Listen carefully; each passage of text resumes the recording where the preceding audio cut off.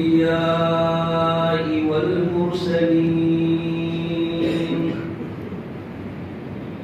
وعلى آله وصحبه أجمعين. أما بعد فأعوذ بالله من الشيطان الرجيم. بسم الله الرحمن الرحيم.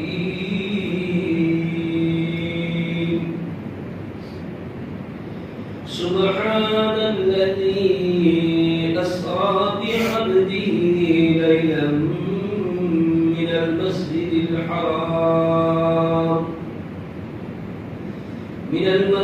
الحرام إلى المسجد الذي أقصى الذي باركنا حوله لنريه من آياتنا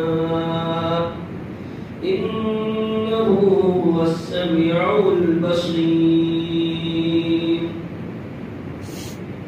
صدق الله مولانا العظيم. اللهم صل على مولانا محمد وبارك وسلم تسليما كثيرا كثيرا. بزرگوں اور نوجوان دینی بھائیوں، رجب المرجب اسلام کے 12 مہینوں میں سے ایک مہینہ حرمت والا مہینہ ہے. قرآن پاک میں سورہ توبہ میں اللہ نے 10ویں پارے کے اندر 11ویں رکوع میں فرمایا ہے منہا اربعۃ حرم، 4 مہینے حرمت والے یعنی ریسپیکٹڈ، شریعت میں جس کا ریسپیکٹ کرنا ضروری لازم ہے، ایسے 4 مہینے ہیں. ان 4 مہینوں میں سے ایک مہینہ رجب کا ہے. رجب حضور کے آنے سے پہلے ہی لوگ اس کا احترام کرتے تھے، مشرک ہونے کے باوجود اس مہینے کا احترام کرتے تھے. حضرت انس کی روایت ہے، فرماتے ہیں کان اذا دخل رجب یقول اللهم بارک لنا فی رجب و شعبان وبلغنا رمضان. جب سے رجب کا چاند نظر آتا، آقا نامدار صلی اللہ علیہ وسلم اپنی دعاؤں میں ایک جز بڑھا دیتے تھے، اپنی دعا کا ایک پارٹ اس کو بناتے تھے اللہم بارک لنا فی رجب و شعبان. اے اللہ ہمارے لیے رجب اور شعبان میں برکت عطا فرما، وبلغنا رمضان، اور رمضان تک پہنچا دے. دیکھنے میں ہم کو یہ دعا سادہ سی لگتی ہے کہ ایک سادی سی دعا ہے، لیکن اگر غور کیا جائے تو بہت جامع دعا ہے. ایک تو برکت کی دعا ہے، رمضان تک پہنچنے کی دعا ہے. میں اور آپ کون گارنٹی سے کہہ سکتا ہے کہ میں اور آپ رمضان تک پہنچ سکتے ہیں؟ آج تو آنکھوں لکھا ہوا ہے، لائیو دیکھ رہے ہیں. آدمی بلیو نہیں کرتا، عشاء میں ہوتا ہے اور فجر میں نہیں ہوتا. تو لوگ کہتا رہے ابھی تو تھے یار، شادی میں ساتھ میں کھایا تھا جب نے، لوگ باتیں کرتے ہیں. تو اس لیے اللہ کے رسول نے یہ دعا سکھائی کہ نہیں، اپنے اسباب، اپنی ہیلتھ پر بھروسہ مت کرو. اللہ رب العزت کی ذات اگر ہیلتھ بگاڑنے پر آئے تو ایک چھوٹا سا وائرس جو نظر بھی نہیں آتا، اس سے ساری دنیا پریشان ہو جاتی ہے. کبھی اپنی ہیلتھ پر پراؤڈ گھمنڈ نہیں ہونا چاہیے کہ میں ہیلتھی، میں بہت ہیلتھی ہوں، میں جیم والا ہوں. ساری جیمیں دھڑی کی دھڑی رہ جاتی ہے. جب اللہ ایک چھوٹا سا وائرس، بیکٹیریا تو الگ ہے، وائرس، تو اس سے اللہ کے رسول نے دعا سکھائی کہ رجب کا مہینہ ہو تو پہلے دعا بارک لنا فی رجب و شعبان وبلغنا رمضان. اللہ علماء کو جزائے خیر دے. کیا مسئلے نکالتے ہیں علماء نے. اس دعا سے مسئلہ نکالا ہے کہ اپنی لمبی عمر کی دعا مانگنا جائز ہے. کہ آدمی اپنی لمبی عمر کی دعا اللہ سے کر سکتا ہے کہ اللہ پاک میری عمر کو لمبی کر. یہ اس دعا سے فلت ہوتا ہے, ثابت ہوتا ہے. حضرت معاذ بن جبل بہت بڑے صحابی ہے. وہ اللہ سے دعا کرتے تھے کہ اللہ میں آپ سے ایک لمبی زندگی مانگتا, لیکن اس لیے نہیں مانگتا لمبی زندگی کہ بینک بیلنس کروں, عیاشی کروں, اس لیے نہیں مانگتا. میں تو اس لیے مانگتا ہوں. دیکھو صحابہ کی زندگی کیسے آئیڈیل ہے کہ لمبی زندگی آج ہر آدمی کی تمنا ہے. ہر آدمی چاہتا ہے کہ مجھے لمبی زندگی ملے. ڈاکٹر کروڑوں روپیہ لیتا ہے تو آدمی دینے کے لیے تیار ہو جاتا ہے. آدمی اپنا کھیت بیچ دیتا ہے, مکان بیچ دیتا ہے, عورتوں کے زیورات بیچ دیتا ہے. کس کے لیے؟ زندگی پانے کے لیے. تو اتنی قیمتی زندگی حضرت معاذ بن جبل فرماتے ہیں کہ باری تعالیٰ تمہیں اچھی طرح معلوم ہے میں لمبی زندگی اس لیے نہیں مانگتا کہ میں عیاشی کروں. میں تو لمبی زندگی اس لیے مانگتا ہوں کہ باری تعالیٰ گرمی کے دنوں کے لمبے دن کے روزے رکھوں. کیا تمنا ہے صحابہ کی کہ لمبے روزے میں رکھوں گرمی کے دنوں کے, اور آپ کے راستے میں جہاد کروں. اس لیے میں تو لمبی زندگی مانگتا ہوں.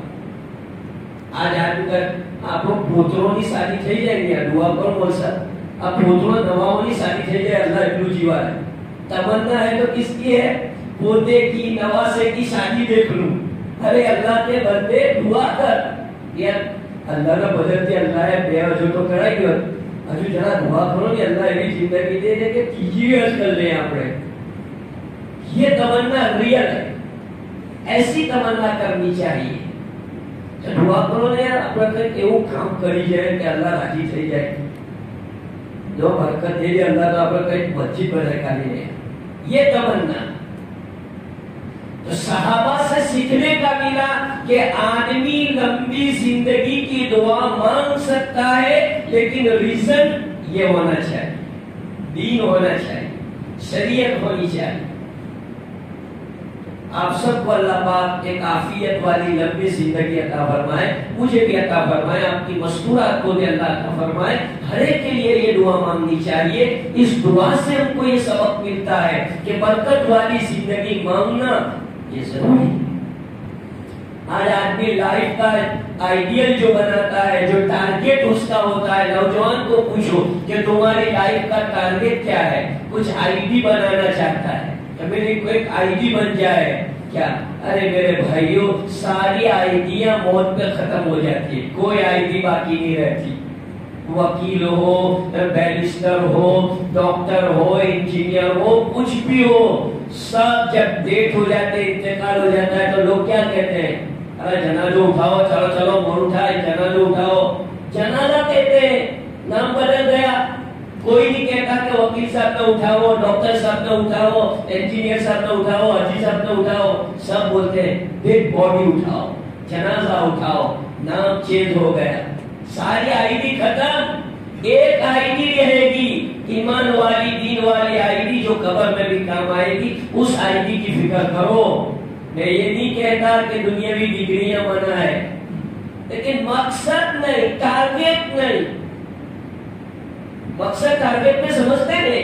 एक तो होता है आदमी जो एक चाल चलाओ काम करता है, और एक मकसद टारगेट लेके चलता है. जैसे आपको मुंबई जाने का टारगेट लेके चले कि बस 5 घंटे में 6 घंटे में मुझे एयरपोर्ट पहुंचना है, ये टारगेट लेके चला है. बीच में फाउंटेन होटल पर रुकता है, नाश्ता पानी करता है, पेशाब करता है और दूसरी जरूरियात से फारिग होता है. ये आरज़ी, ये जरूरत. मकसद ये नहीं है, ये जरूरत. बस ये एग्जाम्पल है. खैर बात दूसरी लाइन पे चली जाएगी. तो मैं ये कह रहा था कि रजब का महीना शुरू होते ही अल्लाह के रसूल अपनी दुआओं में ये एक हिस्सा लगाते تھے اللہم بارک لنا فی رجب و شعبان، تو آج سے آپ حضرات بھی اپنی دعاؤں میں یہ دعا لگائیں گے انشاءاللہ، لگائیں گے. آپ میرے ساتھ پڑھو، آپ کو یاد ہو جائے گی. اللہم بارک لنا فی رجب و شعبان وبلغنا رمضان. بہت شارٹ دعا ہے اور آسان دعا ہے. حضرت امام شافعی فرماتے ہیں 5 راتوں میں اللہ دعائیں ریجیکٹ نہیں کرتا ہے. 5 راتیں، اس میں دعاؤں کو اللہ کی طرف سے قبولیت کی مہر لگائی جاتی ہے.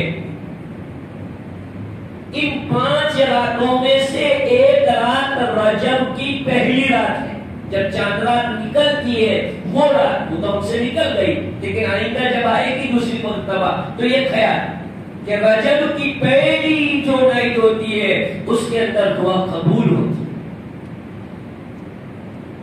رجب کے مہینے سے آپ حضرات بہت اچھی طرح جانتے ہیں کہ معراج کا واقعہ پیش آیا. زیادہ تر روایتوں میں مشہور تو یہی ہے کہ رجب میں، باقی دوسرے بھی جو ہے منتوی اور دوسرے بھی اوپینین اور اقوال علماء کے روایتوں میں ہے، لیکن مشہور بات یہ ہے کہ حضور علیہ السلام کو رجب کے مہینے میں معراج نصیب ہوئی. انشاءاللہ میں اس سے متعلق کیونکہ ڈیٹیلز بیان نہیں ہو سکتی، اس کے لیے تقریباً میکسیمم 2 گھنٹے چاہیے معراج کا بیان کرنے کے لیے. پورا پھولی معراج کی سٹوری آپ کو سننی ہو پھولی تو اس کے لیے 2 گھنٹے چاہیے. تو اس لیے ماحصل اس کا خلاصہ، اس کا لمبے لباب میں آپ کے سامنے پیش کرنے کی کوشش کر رہا ہوں کہ اللہ کی سنت ہے کہ اللہ پاک اپنے بندے کو، غور سے سننا توجہ سے، اللہ پاک اپنے بندے کو قربانی کے مطابق بینیفٹ اور جس دیتے ہیں. سمجھ میں آیا میری بات؟ بندہ جیسی قربانی دیتا ہے ویسا جس ملتا ہے. جمعہ کا دن ہے، فرسٹ نمبر پر آدمی آیا، قربانی دی، اللہ نے جس دیا، کیا اونٹ راہ خدا میں قربان کیا. امام صاحب کو اعلان نہیں کرنا پڑتا کہ بھائی جوانیاں پھیلا ہوا یار، بادر میں بہری نہ رہو یار، شیر میں بہری نہ رہو یار، ہندے بہری ہو جو. میرے بھائی جمعہ کا دن ہے، اس میں بلانے کی کیا ضرورت ہے؟ اللہ کے قرآن نے بلا دیا، کافی ہے. اذا نودی للصلاة من يوم الجمعة فاسعوا إلى ذكر الله. اللہ کے قرآن نے ندا دے دیے، اب امام کی ندا کی ضرورت نہیں.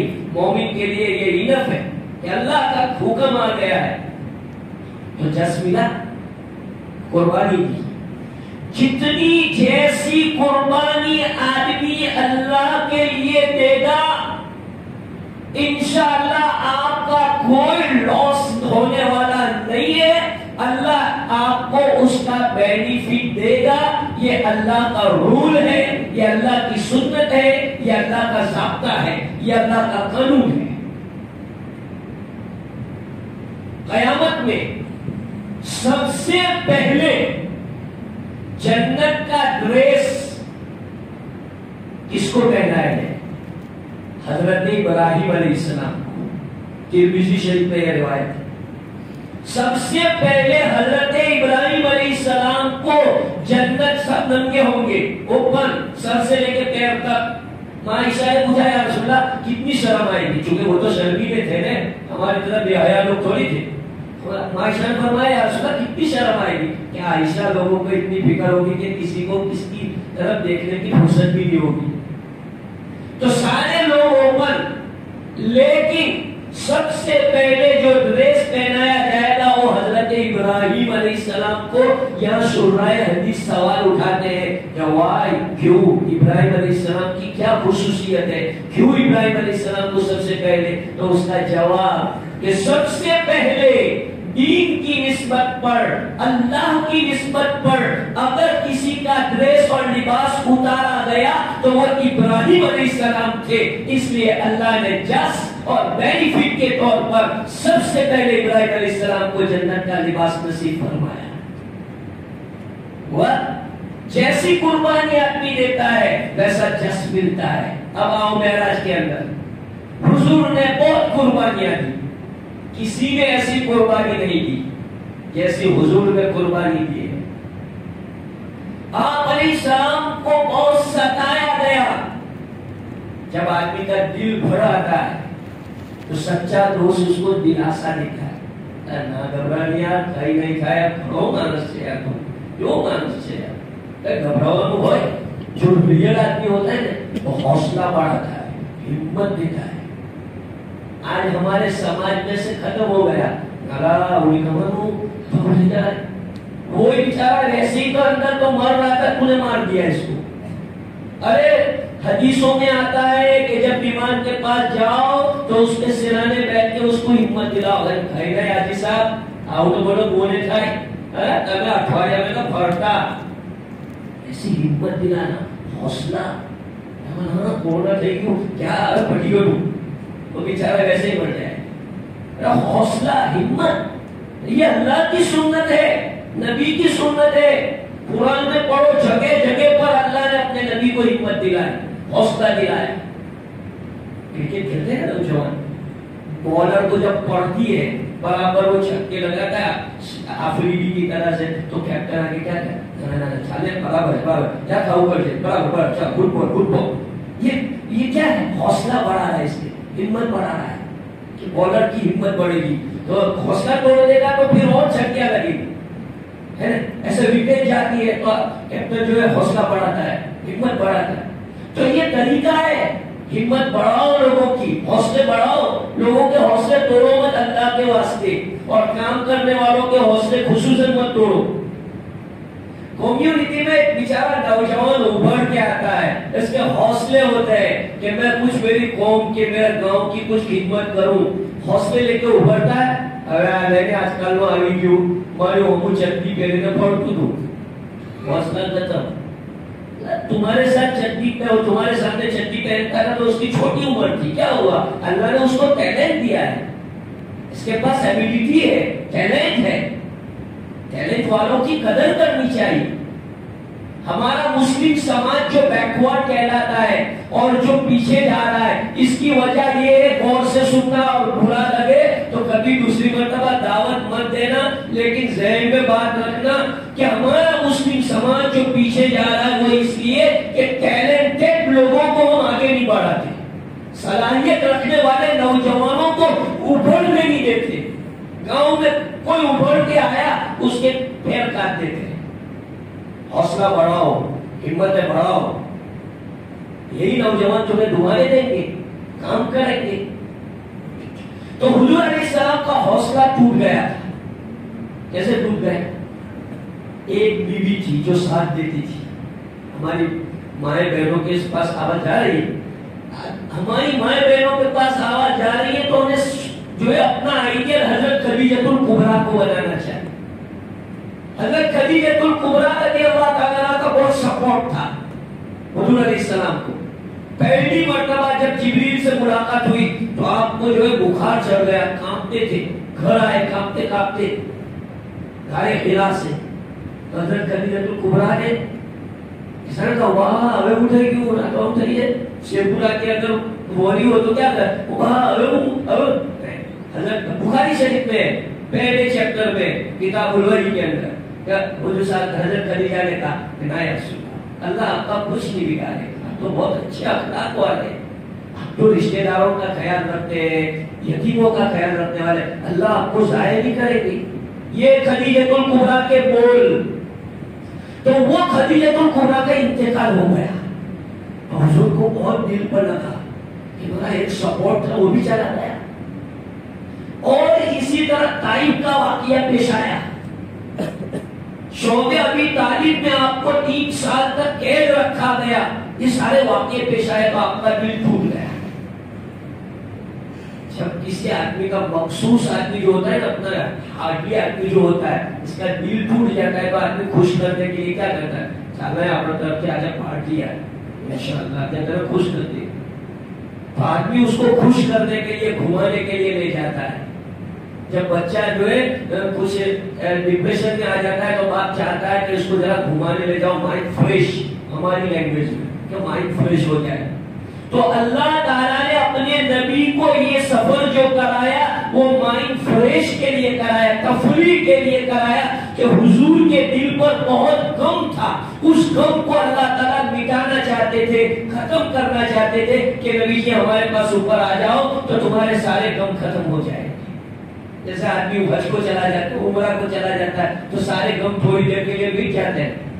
جو لوگ جا کے آئے ان کو معلوم ہوگا، ایکسپیرینس ہو گیا ہوگا کہ عمرہ کے لیے جاتے ہیں تو آدمی ساری دنیا بھول جاتا ہے اور بڑی مست رہتا ہے۔ تو ایسے اللہ تعالیٰ نے اپنے نبی کو جو ہے اوپر آسمانوں کے اوپر بلایا۔ یہ معراج حضور صلی اللہ علیہ وسلم کا دوسرا بڑا معجزہ ہے۔ معجزہ کس کو کہتے ہیں؟ معجزہ نبوت کا پروف ہے، پروف۔ جیسے میں کہوں کہ بھائی میں مفتی ہوں تو آپ کیا کہیں گے؟ What is proof? بھائی آپ ڈاکٹر ہیں، پروف۔ آج کی دنیا تو پروف کی ہے، آج کی دنیا پروف کی ہے۔ عدالت میں بھی جاؤ تو زبان سے خود پروف پروف، تو پروف چاہیے۔ نبوت کا پروف ہے معجزہ۔ نبی کے ہاتھ پر جو چیز امپاسبل، انبلیو، جو چیز ظاہر ہوتی ہے اس کو کہا جاتا ہے معجزہ۔ اور ولی کے ہاتھ پر جو ناممکن چیز، امپاسبل چیز، ولی کے ہاتھ پر جو ظاہر ہوتی ہے اس کو کہا جاتا ہے کرامات۔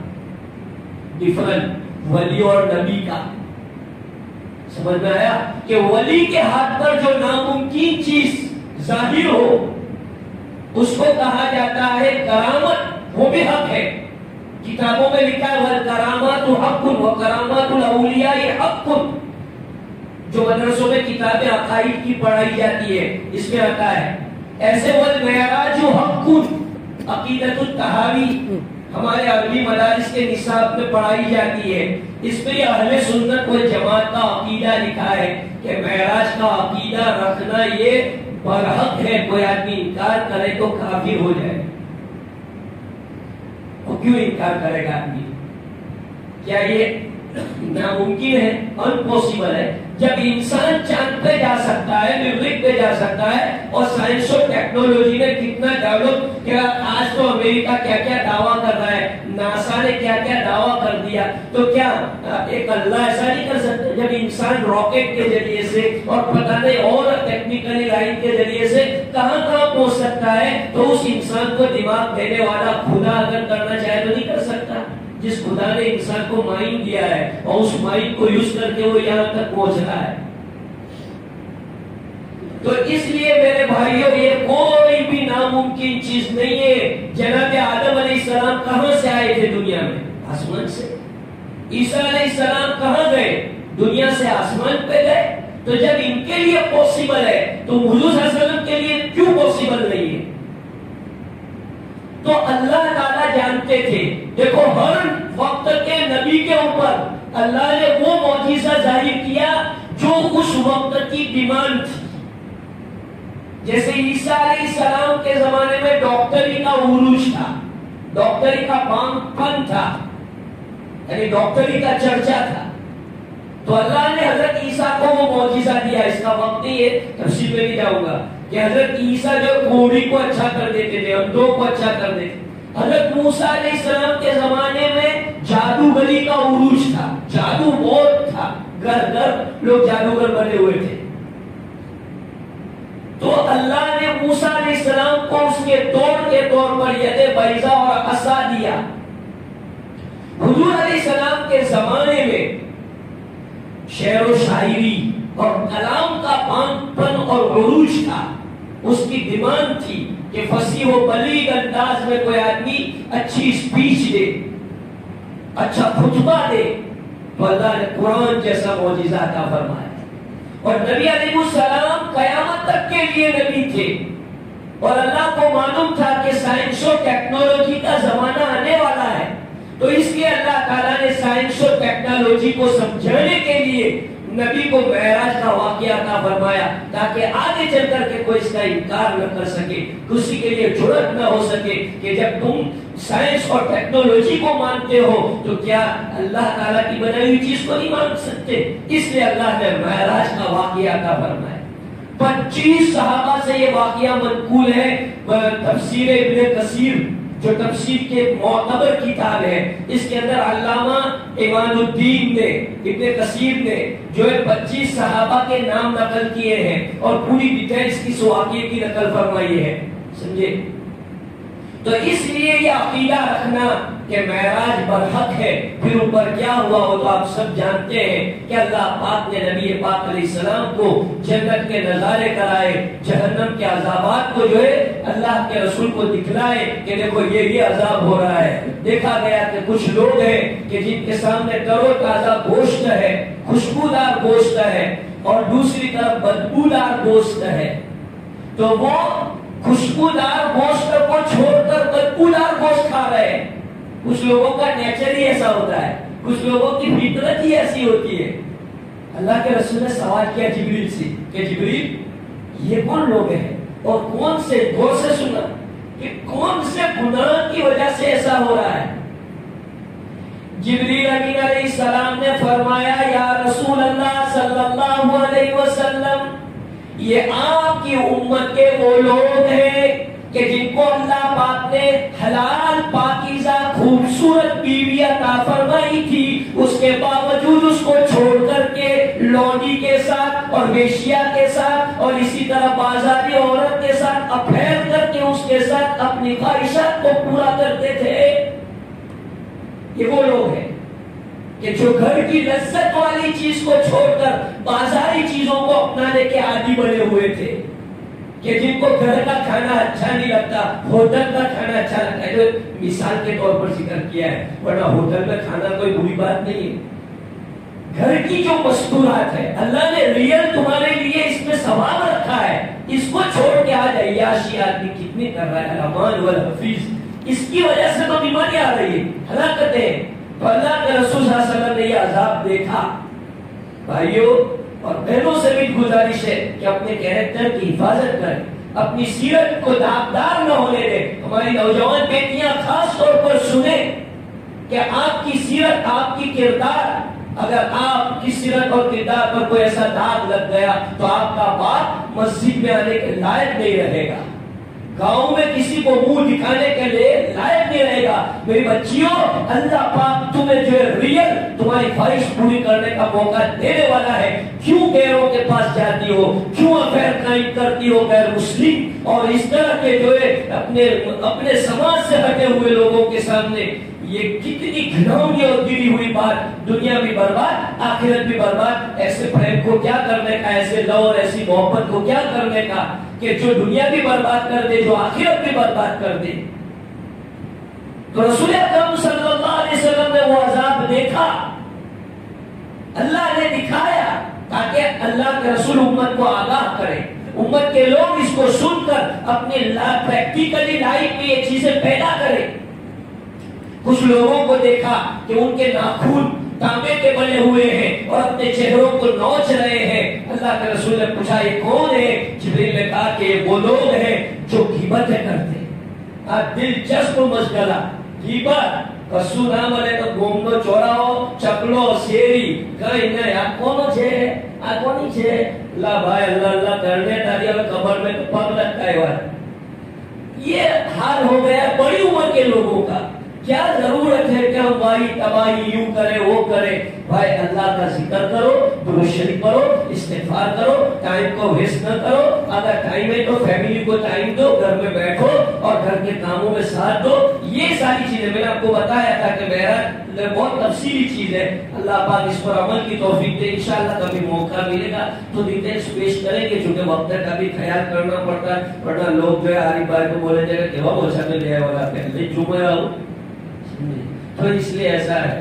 اللہ تعالیٰ مجھے اور آپ کو عمل کی توفیق عطا فرمائے۔ وآخر دعوانا الحمدللہ رب العالمین۔